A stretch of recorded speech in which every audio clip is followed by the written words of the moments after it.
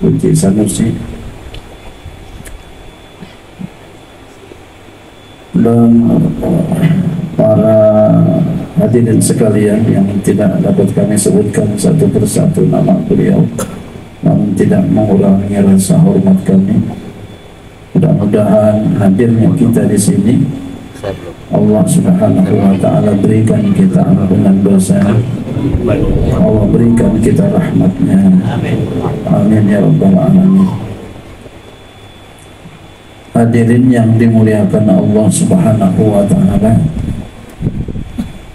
tidak pernah basi membahas tentang hukum, dan memang kita mesti tahu hukum biar kita bisa berbuat sesuatu sesuai dengan agama Allah Subhanahu wa Ta'ala.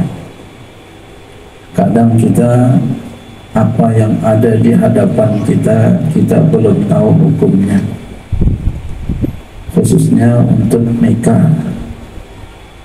Apa itu hukum nikah? Di dalam kitab Rawa'iul Bayan, para ulama berbeda pendapat akan dasar hukum nikah. Yang pertama adalah ahlu zohir, ahli zohiriyah bahasa kita, yang berpegang kepada tekstual Al-Quran, tekstual hadis.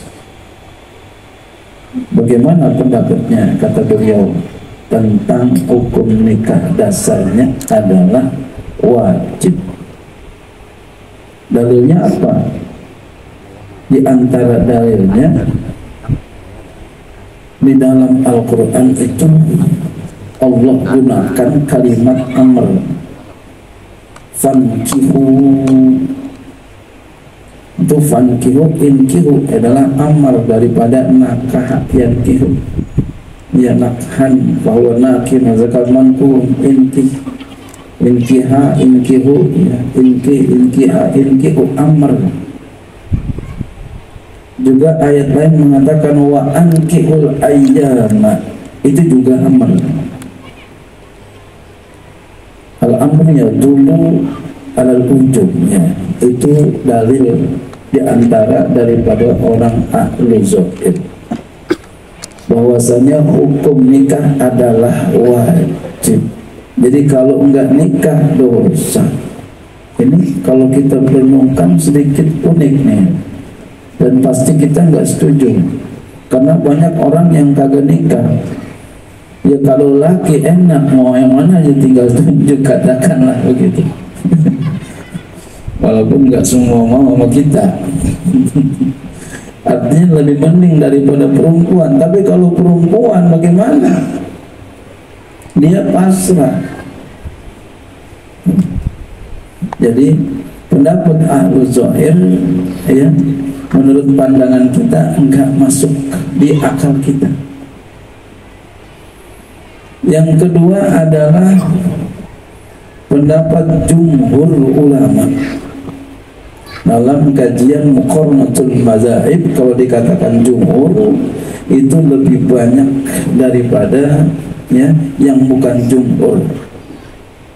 Yang dimaksud daripada Muqarnatul Mazahib yang diakui oleh zaman sekarang adalah 4: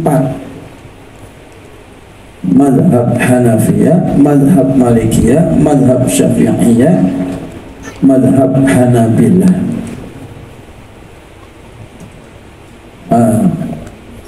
Kalau 3 sisa 1, 3 namanya jumhur ulama.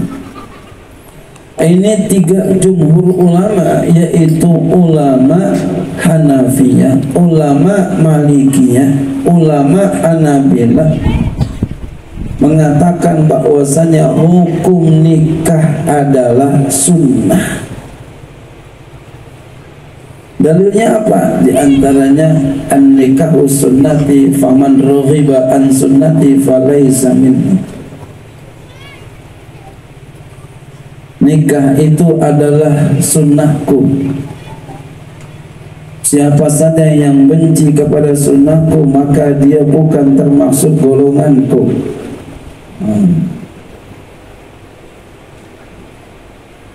Itu dalil jumhur. Jadi kebantah tuh pendapatnya ahlu zuhir.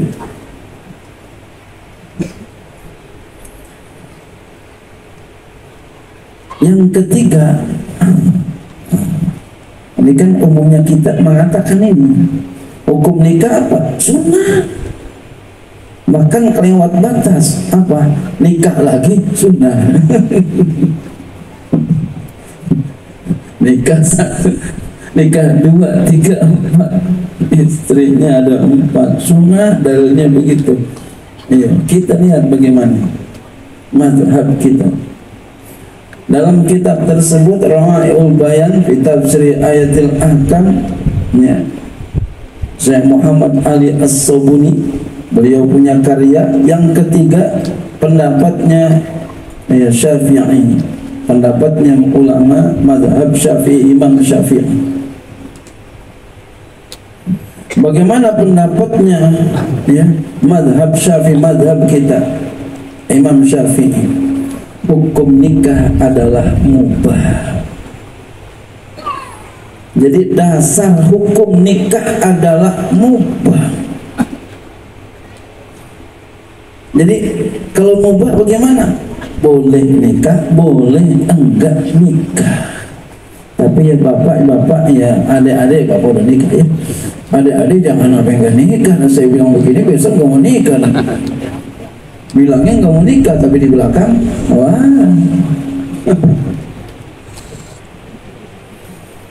Jadi mazhab kita Syafi'i, hukum nikah adalah mubah dasarnya. Maka oleh karena itu ada ulama banyak, bahkan ulama yang enggak nikah dalam hidupnya. Siapa? Nih, ulama kita yang terkenal, Imam Nawawi rahimahullah. Beliau enggak nikah. Seumur hidup beliau enggak pernah nikah. Siapa lagi yang enggak nikah? Rabi'ah al-Adawiyah. Beliau enggak nikah. Imam Tabari, beliau enggak nikah. Ibnu Taimiyah, beliau enggak nikah. Jadi setiap waktunya ilmu saja. Bahkan Imam Tabari diriwayatkan sehari bisa menghasilkan 40 lembar nulis kitab. Masya Allah. Sehari. Allah. Sehari nulis kitab 40 lembar. Maka yang terkenal tuh kitabnya tuh, sampai sekarang Tafsir Tabari. Ya, itu adalah pendapat mazhab kita Syafi'i. Luar biasa. Jadi Imam Syafi'i berani berbeda kepada ulama-ulama yang lainnya, kepada pendahulunya. Yang lain mengatakan wajib, yang lain mengatakan sunnah, beliau mubah. Mungkin ada kita yang pernah melihat itu dalam Fathul Qorib dikatakan sunnah, dalam Fathul Mu'in dikatakan sunnah. Perhatikan baik-baik apa yang ditulis, karena kadang apa yang kita lihat tidak seperti apa yang kita lihat sesungguhnya. Perhatikan baik-baik redaksinya. Itu dikatakan lil hajat. Maka ketika hajat, maka nikah jadi sunnah. Makanya oleh karena itu, karena hukum nikah itu adalah mubah, itu hukum mubah, maka dia bisa berubah-ubah. Kayak makan tuh hukumnya kan mubah. Makanya dikatakan dia itu hukum makan ya mubah dia. Jadi untuk apa? Qadha'u lazatin nailu syahwatin, untuk memenuhi kelezatan, memperoleh syahwat. Makan boleh, enggak makan boleh, enggak makan boleh, tapi nanti ada satu saat makan hukumnya sunnah, ada nanti satu saat makan hukumnya wajib. Begitu pula nikah. Hukum nikah bisa sunnah, hukum nikah bisa khilaful aula, hukum nikah bisa makruh, hukum nikah bisa haram, hukum nikah bisa wajib. Subhanallah, hebat Imam Syafi'i. Jadi fleksibel, luar biasa ya, Imam Syafi'i hebat. Maka ketika sunnah, kapan tuh hukum nikah menjadi sunnah? Kata beliau, dalam mazhab kita Syafi'i ini ditulis dalam kitab I'anah at-Talibin, syarah daripada Fathul Mu'in. Apa kata beliau? Litaikin, sunnah hukumnya litaikin wa qadirin alal mu'ani, bagi orang yang berhajat dan orang yang mampu atas ongkosnya, maka hukumnya menjadi sunnah. Jadi kalau kita pengen nikah, duitnya udah ada cukup, itu hukumnya sunnah ya. Jadi kalau udah ada ya duitnya, pengen nikah, hukumnya sunnah. Udah ada hajat, pengen nikah, tapi udah ada satu, apa hukumnya? Karena udah ada, jadi mubah juga sama.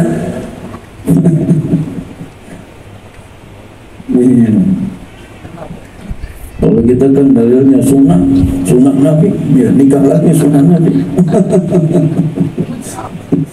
Mudah-mudahan katanya yang kedua bakal hebat ya, bakal mudah rezekinya ya, jajal dah. Pas jajal jungsuk ya. Boleh silakan, mau satu, mau dua, mau tiga, mau empat, boleh, yang penting adil. Boleh nggak apa-apa, yang penting adil. Ya, kalau satu aja kagak adil, masa ya dua adil.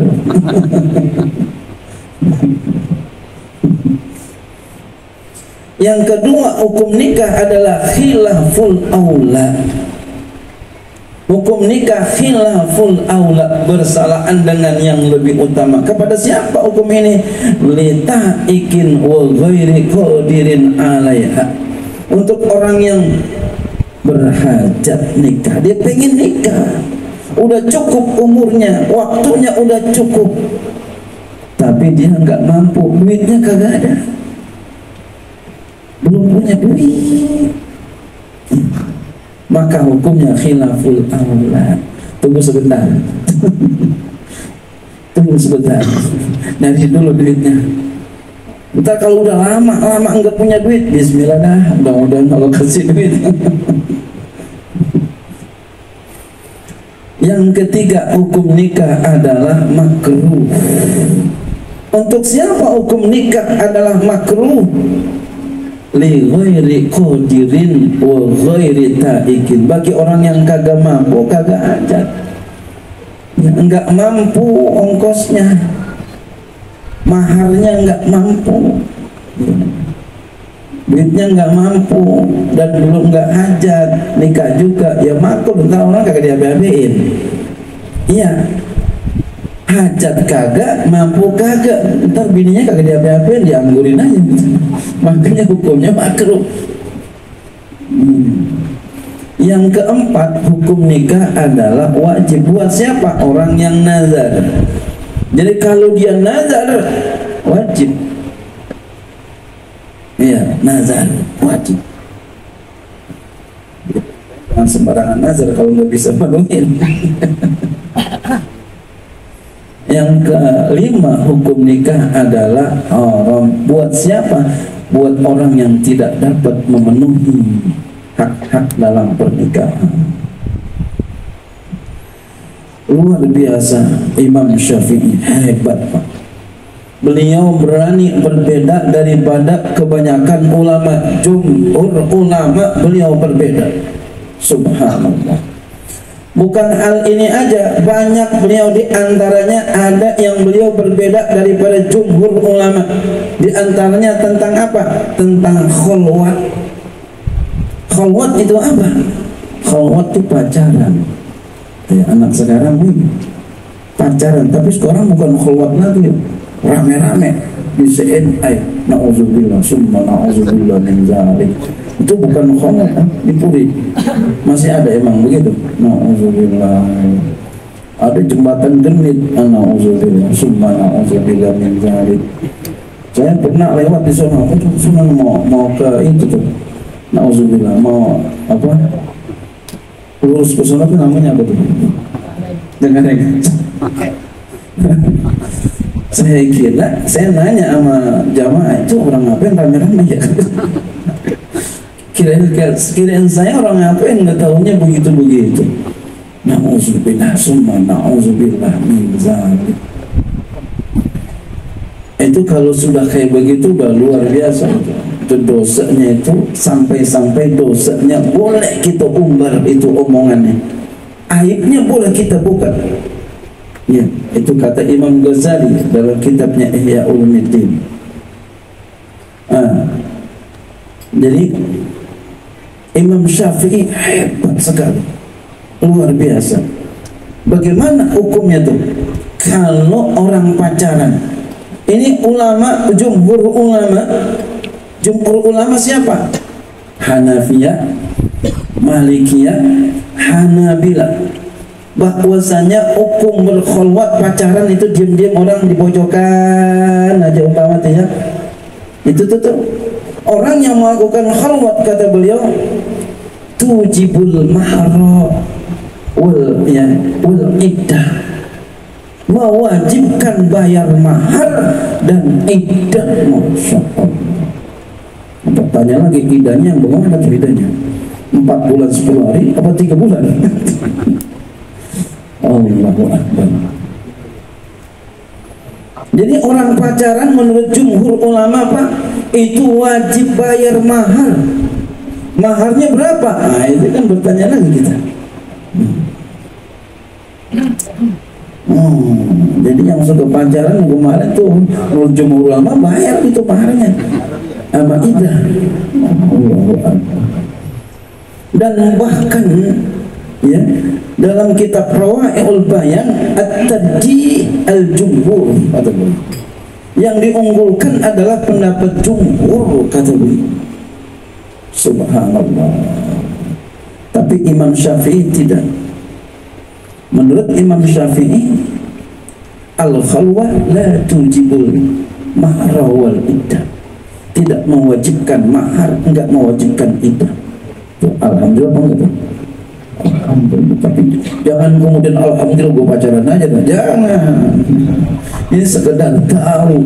Makanya kita nggak dengarkan hukum itu, karena memang dalam mazhab kita nggak ada begitu. Masya Allah, ini luar biasa Imam Syafi'i. Apalagi beliau yang berbeda lagi. Iya, kita senang Pak bicara tentang hukum, jadi tahu kita. Seperti hari Jumat lagi khutbah, khatib lagi berkhutbah, lalu kita ngomong, jumhur ulama itu hukumnya haram dan batal. Kan kita suka baca, Bang Ajat suka baca nih beliau. Wa idza sa'idal khatibu 'alal mimbar fala tatakallam. Masya Allah. Itu kalau menurut jumhur ulama itu kita bicara ketika itu haram hukumnya. Tapi kita lihat banyak nggak Pak orang pada ngomong kalau lagi hari Jumat lagi khatib berkhutbah, banyak nggak? Banyak. Tapi nggak ngapa-ngapa. Karena memang dalam mazhab kita nggak ngapa-ngapa, hukumnya makruh. Masya Allah. Kalau batal semua itu orang. Ini bisa dilihat dalam kitab Fathul Mu'in. Itu jelas sekali. Subhanallah. Itu mazhab Syafi'i, Imam Syafi'i rahimahullah. Saking apa beliau? Saking hebatnya berani berbeda, tapi benar. Bukan berbeda enggak benar. Subhanallah. Hadirin yang dimuliakan Allah Subhanahu wa ta'ala, apa sih faedah nikah? Ada di dalam kitab syarah daripada Fathul Qarib faedah nikah itu adalah ya, Fathul Qarib Sarah Fathul Qarib Imam Baijuri. Faedah nikah itu adalah menjaga keturunan, hifzul nasab. Ya, jadi perlu ini kita. Makanya kalau umpama kita belum punya anak ya, ini biar tahu diri gitu ya. Umpama coba saya ngomong kayak saya. Kalau dia pengen punya anak nggak apa-apa, nyari lagi satu bini lagi umpama. Tapi yang pertama jangan diceraiin. Ya, ini pertama diceraiin. Kalau pertama diceraiin ya kesianan, jangan, terus dijaga.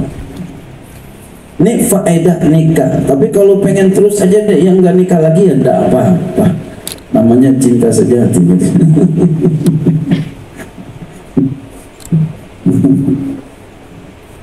Udah tua ya. Jadi ya, ini nikah ya. Faedah nikah, hifzun nasab, menjaga keturunan. Jadi penting menjaga keturunan. Kemudian ketika kita menjaga keturunan, bagaimana supaya kita punya keturunan yang bagus, yang soleh? Kata Nabi kita Muhammad SAW, ini ditulis oleh Imam Bukhari ya. Jadi hadisnya sahih. Apa kata beliau? Sabda Rasulullah SAW, "Iza aroda ahadukum ayatiya ahlahu faqala bismillahi Allahumma jannibna syaitan wa jannibi syaitan an razaqtana fa innahu iyaqaddar bainahuma waladun fi dhalikal waqti lam yadurruhu syaitanu abada." Masya Allah, ini jampe-jampe yang ini. Jadi jangan sampai nggak dibaca. Ini janji Nabi ini. Janji Nabi. Apa kata beliau? Iza aroda ahadukum, apabila ingin salah seorang kamu ayatiya ahlahu, dia ingin datangi kepada keluarganya, maksudnya istrinya. Faqala, lalu ia berkata, Allahumma jannibna syaitan wa jannibi syaitan marrazaqtana. Dah hafal semua ini mah doa Pak ya. Ya, dah hafal semua, saking hafalnya kelupaan. Udah hafal ya, saking banyak udah hafalnya kelupaan. Apalagi yang udah nggak punya anak lagi dah. Kalau nggak punya anak lagi kira-kira masih baca apa kagak tuh? Kata Imam Suyuti di dalam kitab Asbah wan Nazair, masih tetap disunahkan baca itu walaupun udah nggak kepengen punya anak, kalau yang udah tua umpama anak udah banyak ya. Niatnya ibadah, ini niatnya untuk menjaga. Kata Nabi selanjutnya, kalau kita baca itu lam yadurru syaitanu abada ya, tidak membuat bahaya setan. Lam yadurruhu, tidak membuat bahaya setan pada anak itu. Lam yadurru syaitanu abada ya, fi zalikal waqti, enggak bakal bahaya tuh, anaknya enggak bakal bahaya. Lam yadurruhu syaitanu fi zalikal waqti ya, lam yadurruhu syaitanu abada fi zalikal waqti, enggak bakal bahaya. Artinya apa? Bakalan anak kita soleh, setan nggak bakal berani gangguin anak kita. Allah. Jadi ini jampe-jampean dari Nabi. Jangan sampai kita nggak baca. Tapi kalau penantian baru sih biasanya hafal banget kan. Ya. Kenapa? Baru dihafalin. Ini yang tua kan udah lupa ya. Udah kelancaran. Nah kalau anaknya umpama soleh Pak, yakin anak kita soleh. Nah kalau punya anak soleh kira-kira banyak yang bagus, banyak sedikit? Banyak. Jadi jangan dikit punya anak satu doang, punya anak dua doang, punya anak dua, satu mati, satu bingung. Saya pernah ngobrol sama orang, anaknya banyak, mati mulu, mati, anaknya banyak, mati, tinggalan satu. Itu ngobrol sama saya.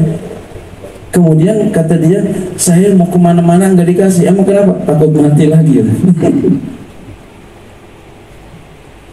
Jadi biar banyak. Saya punya jamaah juga, anaknya ada 4 ya. Anaknya 4, semuanya pada pergi semuanya. Udah punya bini semua, dia tinggal berdua doang, aki-aki main nenek-nenek. Kata dia, abang punya anak yang bagus 7.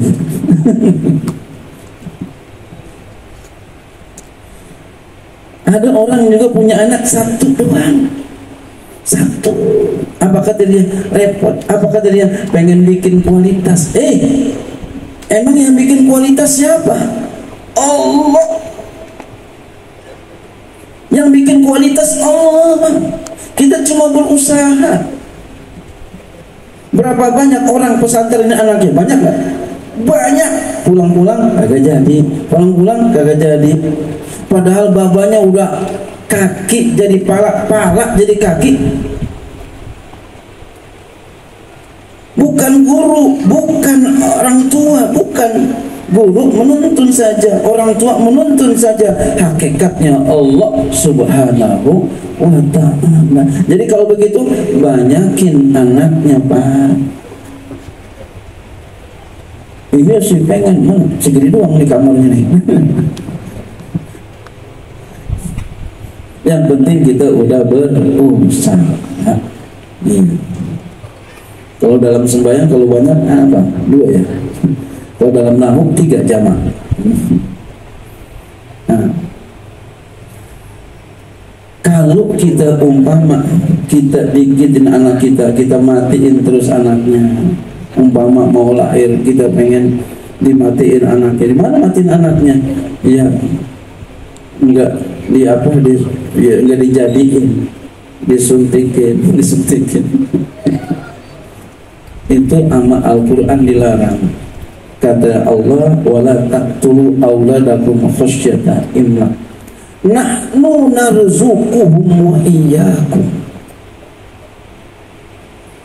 Jangan kamu bunuh anak-anakmu karena takut miskin. Jangan takut miskin. Bunuh anak kita takut miskin. Anaknya 2 aja, anaknya 1 aja. Apa kata Allah? Nahnu narzuquhum wa iyyakum. Kami yang akan memberikan rezeki mereka dan kamu. Satu ayat lain mengatakan nahnu narzuqukum wa iyyahum. Ambil mukhatab dulu. Jadi ada kalanya anak-anak dulu, yang pertama tadi disebut baru babanya, yang kedua babanya dulu baru anaknya. Artinya apa? Rizki anak, rizki orang tua saling berkaitan. Artinya jangan khawatir kita punya anak. Anak banyak jangan khawatir. Anak seorang sekarang kalau 4 udah banyak banget, 3 udah banyak banget ya. Kalau dulu anaknya ada yang 14, 9, Masya Allah. Ya, kita hanya berusaha aja, berusaha semaksimal mungkin. Kalau kita pengen punya anak soleh, maka kita harus jadi orang soleh, maka kita harus cintai orang soleh. Jangan sampai kita benci sama orang soleh. Insya Allah anak-anak kita menjadi anak-anak yang soleh, terutama ya Bang Bashar ya, yang akan melaksanakan akad nikah anak beliau besok. Mudah-mudahan anak beliau ya dan suaminya menjadi pasangan yang soleh, soleha, dan Allah berikan anak cucunya soleh, soleha. Amin ya rabbal alamin.